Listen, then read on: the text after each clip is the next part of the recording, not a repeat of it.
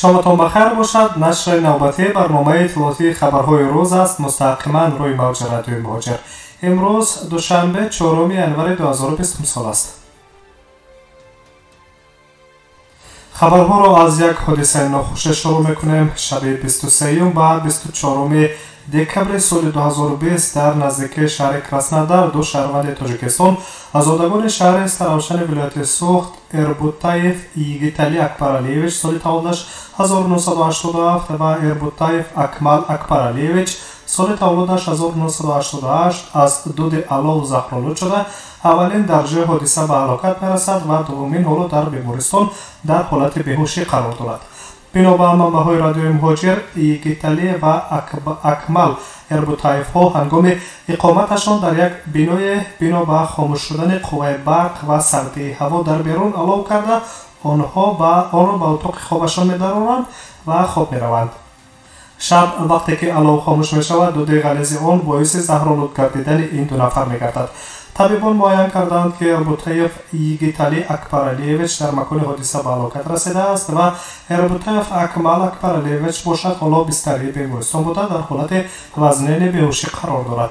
انتظار می‌رود که جسد اربوتایف یگیتالی اکبرالیویچ 5 ینور به تاجیکستان انتقال یابد.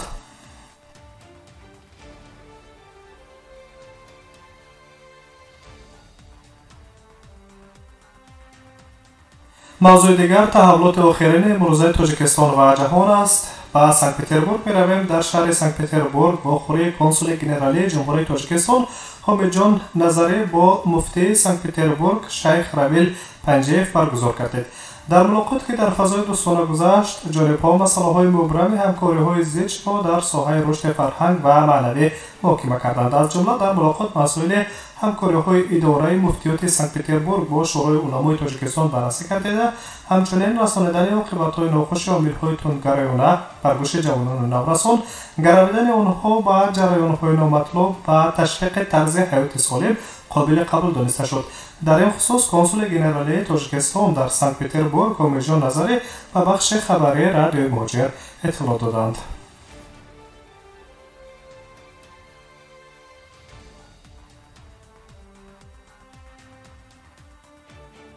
ادامه نشر خبری است. از روسیه بیرون می‌رویم. خدمات مرزبانی قرقیزستان خبر داد که مرزبانان این کشور دو شهروند تاجیکستان را برای انتقال 4 تن ماندارین به طور قاچاق بازداشت کردند. هنگام نوبت‌داری در نزدیکی شهرهای خوجند کوریبادا مدیریت مرزی لیلک یک ماشین سبکروی تمغه مرسدس سپرینتر را با رقم‌های قید دولتی تاجیکستان بازداشت نمودند که غیرقانونی در قلمرو جمهوری تاجیکستان در قلمرو جمهوری قرقیزستان حرکت می‌کرد آمده است. در خبر در پیام تاکید می‌شود که راننده و مسافر از طلب دسته پاسبانان سرحدی خدمات دولتی مرزبانی جمهوری قرقیزستان سرکشی کرده مقاومت نشان داده کوشش کردند که به قلمرو تاجیکستان برگردند. هنگام از نظر گذارانی واسطه نقلیات مرزبانان 4 تن ماندارین را که بدون اجازت و رسمیت به قلمرو قرقیزستان وارد گردیده است دریافت و مصادره کردند. ارزش تخمینی بارهای قاچاقی بیش از 40,000 سومانی گفته می شود. پس از ثبت اسناد دخلدار بازداشت شدگان برای تفتیشات علاوگی به کارمندان مقامات صلاحیت دار سپرده شدند گفته می شود در شهر خبر. ولی در اطلاعیه نامناسب بازداشت شدگان و در محصولات میوگی همچون قاچاق آورده نشده است. جزئیات بیشتری از این حالا در دست نیست.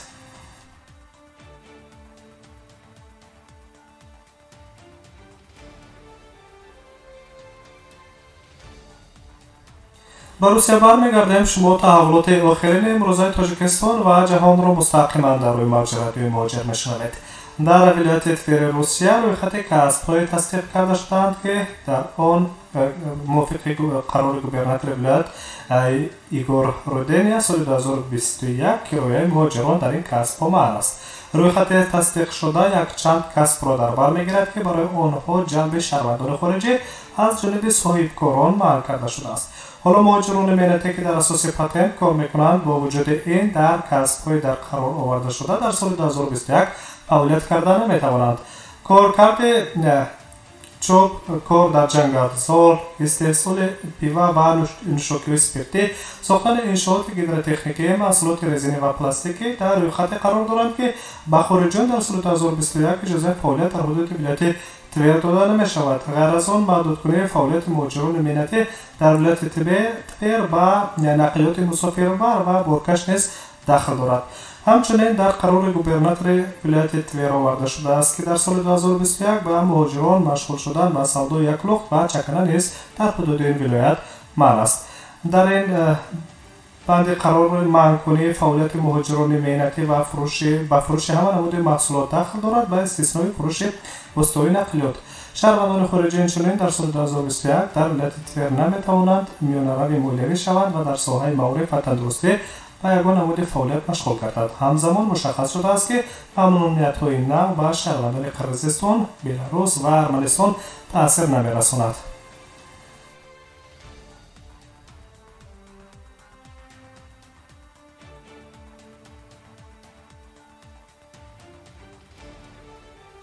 شما خبرهای این ساعت را مستقیما روی موج رادیوی مهاجر میشنوید.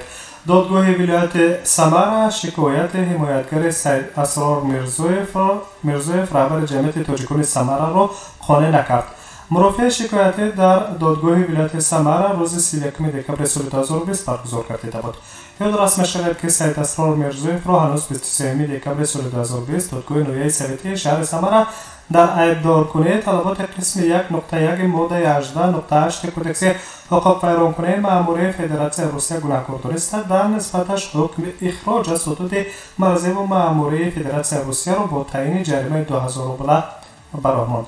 حالا در بازداشتگاه موقتی نگهداری شهروندان خارجی در شهر تلیاتی نگهداری می شود. از بازداشت سید اسرار میرزویف حمایتگر او الکساندر پاولوف به رادیو مهاجر خبر داده بود. در صحبت قبل خود وکیل دفاع سید اسرار میرزویف گفته بود که کارمندان پلیس سید اسرار میرزویف را بازداشت نموده را مورد لطکوب قرار دادند و مجبورش ساختند که در دادگاه شهادت بر دروغ بدهد تا او را از روسیه اخراج سازند. اما حمایتگر الکساندر پاولوف تاکید داشته است که زیر حمایه او شهروندی روسیه را از سال 1993 باز اینجا دارا می باشد. از روی گفته یک منبع احتمال برود که مقامات سید اسرار میرزویف را روز 11 ینوار سال 2021 به تاجیکستان اخراج نمایند، با وجود آنکه که در قرار دادگاه ولایت سمر حق شکایت نظارت کاساسیونی او نیز نشان داده شده است. نظر سفارت جمهوری تاجیکستان در مسکو اویدی بازداشت و اخراج یکی از عضو شورای جمعیتی در نزد سفارت اما حالا دسترس نیست.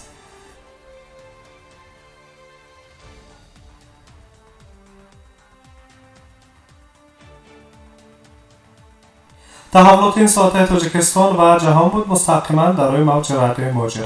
شامتان خوش باشد. با رادیوی مهاجر بمانید.